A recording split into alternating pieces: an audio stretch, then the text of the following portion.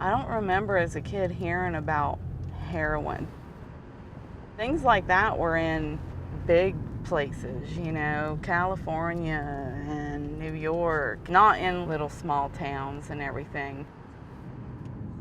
How did it get this bad?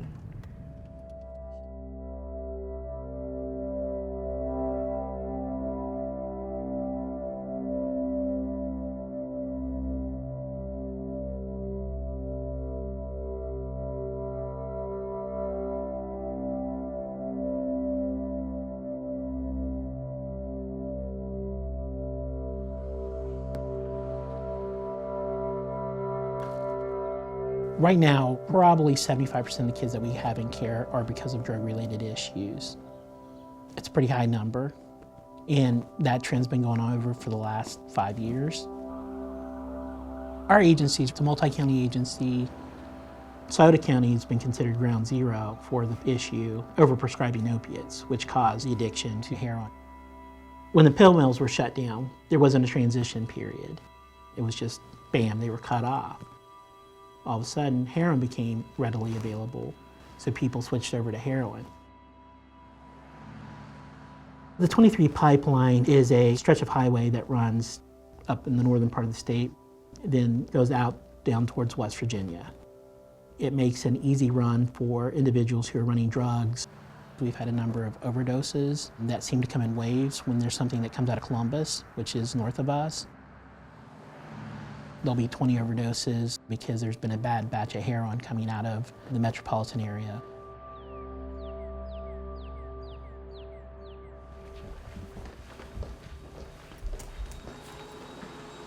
Generally, when we start our day, we have a screening that happens. We've set up pre-arrangements for Haley to be picked up by her foster mom. So once the cases are screened in, they're assigned to caseworkers, intake workers, for investigations. So the intake workers will then go out and investigate the allegations of child abuse and neglect. If the family's making progress, we can work with them up to 22 months. But at the end of the 22 months, we have to make a determination whether the child goes home or we file for permanent custody at that time. Reunification, that's the ultimate goal, keeping kids in their home. With Casey, she's the mom of Jameson and Riley and Isaac. And Grandma had temporary custody of the 3 kids. Casey just got temporary custody of the kids back. So now it's in like a monitoring phase of, you've been doing good, Casey, and now we'll monitor and make sure you stay doing your counseling, staying clean, doing things like that. I look at the kids' rooms and where they stay and that there's food in the home. Those are the main key points. I'll drug screen her on this visit. Oh. Look, I picked up fast in here. Okay. They got plenty of toys, I know that. Yeah, and I see your utilities are on, electric's on, and... No, look, it's on his cheek. I started off with, like, when I was in high school, I would smoke a little bit of weed, take some Xanaxes or something. I started working at Steak and Shake. In Chillicothe, I was working 3rd shift. I was working doubles. I was up all the time, and I started taking like low Percocets, like Perc 5s and Perc 10s, and I was like, ooh, I like the speed buzz they give me. And then they got so hard to find, so expensive. Heroin's the next best thing. I mean, not that it's better than any pill. I loved to do opiates, as in Percocet, and I got introduced to the heroin, and it's a form of it just stronger. First time I did it, I fell in love. I mean, I did, fell in love. A love-hate relationship.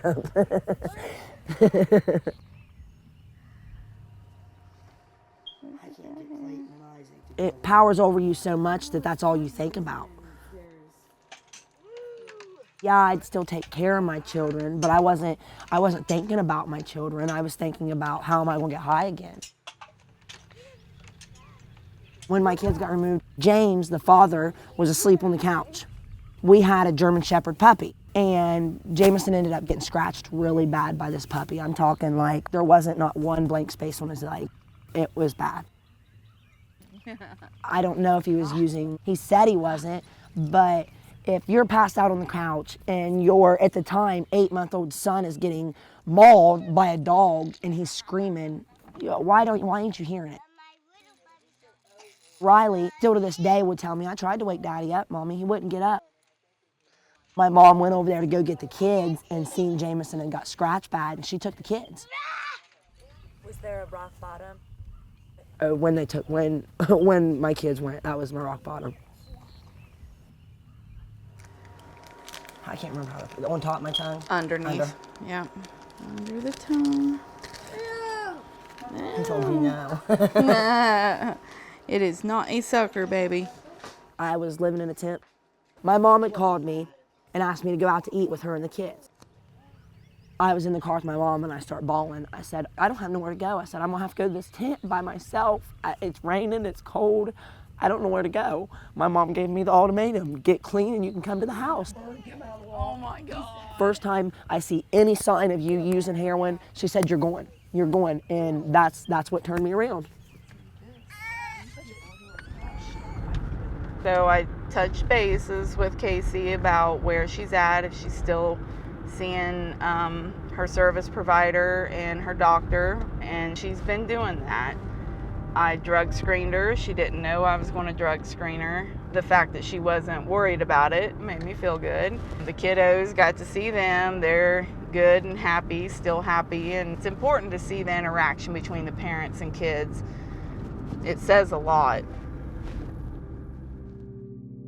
Here in Chillicothe in Ross County, we have 8 ongoing workers, and each of them carry, on an average, would be 12 cases. So that's about 96 cases, and that's about average across the agency. Financially, we're at the breaking point. Not just our counties, but most of the child welfare counties in Ohio. The state of Ohio is last in the nation for providing state funds for child welfare. If we bend any further, we're gonna break. And then what happens to the system then? We'll still do our jobs, we'll still take care of them, we'll be there, but it's gonna be a struggle. And it's already a struggle now.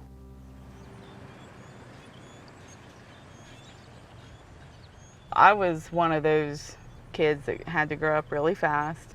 You know, my dad wasn't in the picture. My mom was an alcoholic. I kind of grew up taking care of my sister. She got into addiction there for a while. I was 14 years old, driving to bars and jails to bail her out and bring her home, and quit high school to get a job so that I could help support my sister. It took me a while to realize that it wasn't my fault. I had so much anger that it's been a while now, so I'm used to just putting that on the back burner. Because there comes a point when you have to accept the fact that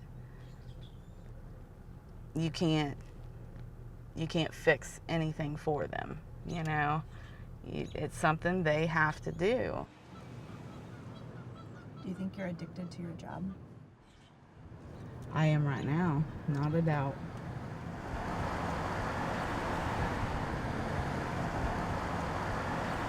We're going to go to Casey's mom's home. I like to stay in contact with them just to get their perspective on how they feel Casey's doing.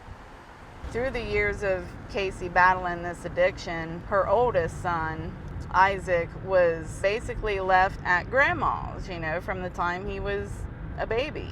Mom was just in and out of his life. Grandma became that stability, comfort zone for him that he still, to this day, is having a very hard time picturing himself without. This is from my first season with the Raiders. Then I had another season this season, but I didn't get one of these. We didn't have a good team that year. What about your grandma? What do you like about your grandma? She gets everything for me. We also met your mom today. What do you think about your mom?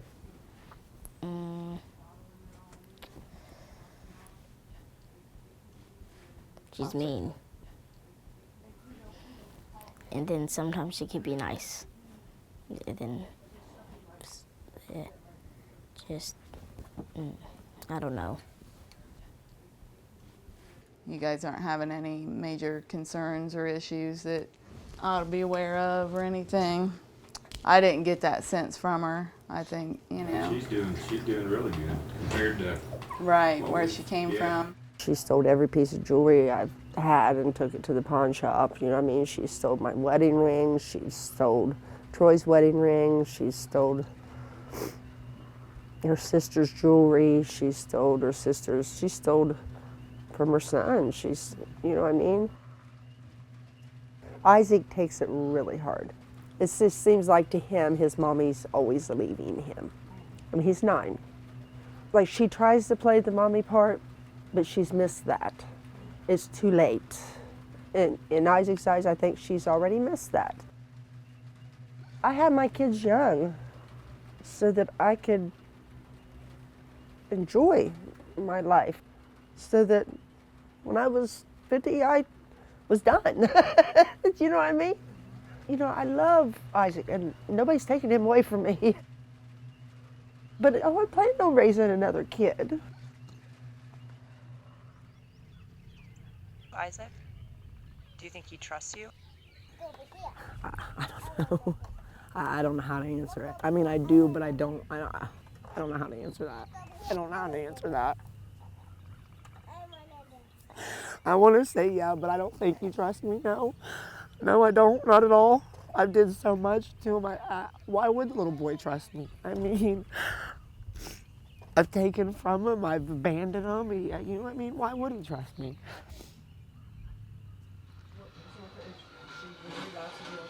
You know, you can always call me if you need me. You definitely have to have a calling for this job, I believe. The hours that I put in does affect my family. I know my husband tells me all the time, you know, that I gotta be able to find an off switch. You know, I'll find that balance because this is what I'm doing for the rest of my life. So I want to make a difference. And hopefully I'll be able to.